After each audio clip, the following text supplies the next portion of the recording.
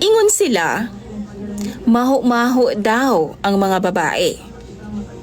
Ang kunon man nato o dili, tinuod jud na og natural lang na. Pero what if makabanasab kag sama sa ako ang partner karon? Nga kinahanglan pahugasan og pinabukalang dahon sa buongon aron lang mawala ang baho sa iyahang tabadidoy. Tawagan na lang ko ninyo sa pangalang Faith. Samtang ang akong bana, itago na lang pud nato sa pangalang Anthony. Magtuig pa mi nga kasal sa ako ang bana DJ Sam. Og ambot ba? Kanilaging ato ang pagkakonserbatibo. Maong bago ko nagpalabot niya, gi-make sure gid nako nga tied og kasal naming duha. Mali man, pero karon pa nako na realize na somehow naa jud ay advantage ang mag-una-una mo. Kay ugaling man dili nimo mauyunan or naa kay ma-discover sa iya ha. Doon na pa'y chance nga bulagan siya. Pangit man paminawon, pero ingon sa hapit na ko magmahay ani akong kaminyoon karon na DJ Sam.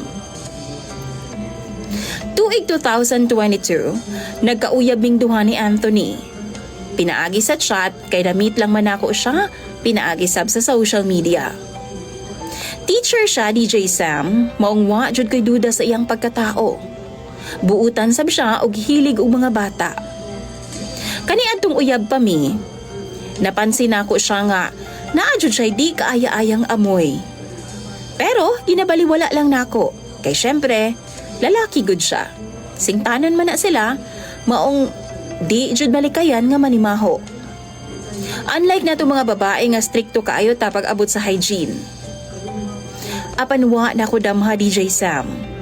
Nga dihang pagminyo na namong duha, human sa among kasal. Na adjud nay dakong mukbang nga mahitabo, diba? Wow! DJ Sam, pagsulod namo sa hotel room, murag lang sa jud. Lahi ra jud ang baho. Samot na dihang paghubo niya sa iyang shorts kay musulod na unta siya sa CR, kay manghimasa lagi. Nangalim yun jud sa tibuok kwarto, DJ Sam. Patik-atik ko og paduol niya, og na ako nuhay ko'y gipunit sa salog para lang jud ma-confirm nga dito sa iyang lower part gikan ang baho. What? Tinuod jud DJ Sam.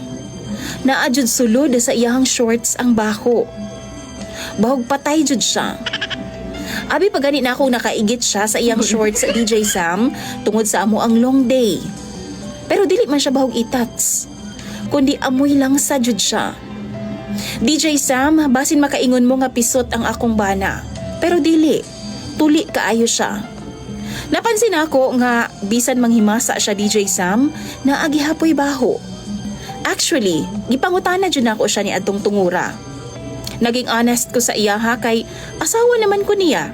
Og ni-confess po siya nako DJ Sam, nga naagiday amoy ang iyahang tabadidoy. Kay naa daw siya'y tuway.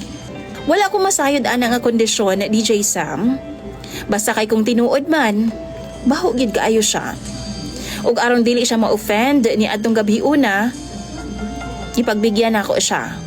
Pero once lang, kay pati iyang lawas DJ Sam, halos dili pod nako maantos. Naagid po'y baho. After sa one round, natulog naming duha. Og pagkaugma sayo sa buntag, giagda na dayon nako siya nga manguli nami. Kay di na jud nako matake ang tanan DJ Sam sulod sa room. Ikabuhi nako. Pag uli namo, nangita dayon kog buongon og nag-init kog tubig tapos gibutangan ako mga dahon aron nga muhumot. Gibutngan pod na kog tawas DJ Sam tapos gipaligo nako sa iyaha. Og gipasabon nako siya pag-ayo. Saka nako nakipagkumbati niya. Pero taod-taod, musingaw ra pod ang iyahang baho DJ Sam og balik. Gikapoy na kog init og tubig, pero sige na lang bahalag maupaw ang buongon namo og sa mga silingan kaysa naman mamatay ko sa kabaho niya. Gipinahan sab nako siya DJ Sam nga once or twice lang mi nga mag-ana-ana a day. Kani adtong bag-o pa ming minyo. Apan karon nga nagadugay mi, hapit na mi magtuig nga minyo, hasulan ako nga maglaga og buongon. Mao nga once or twice a week na lang, Ginabuhat namo ng butanga. DJ Sam, lately, gangyo siya nako. Pero dili na nako siya ginapagbigyan kay baho lagi. Giagni nako siya nga magpa-check up pero dili pud siya kay maulaw daw siya. Sa akong kalagot gihatagan na nako siya responsibilidad nga siya na maghinlo sa iyang lawas. Kung gusto siya ana-ana aw maghinlo siya sa iyang lawas kay kapoy pud ko gikan sa trabaho. Apan imbis masabtan ko niya DJ Sam, nanluod naman noon siya. Daang iyang mga sinina mipauli siya sa iyang mga ginikanan. 3 days na siya nga wala mipauli sa among bay. Og wa po siya gaparamdam nako. DJ Sam, kung kamo ba ang naa sa akong posisyon, given sa akong problema niya, angay pa ba nako siyang suyuon? Or pasagda na lang? Tambagi daw ko ninyo pinaagi sa comment section. Imong follower, Faith.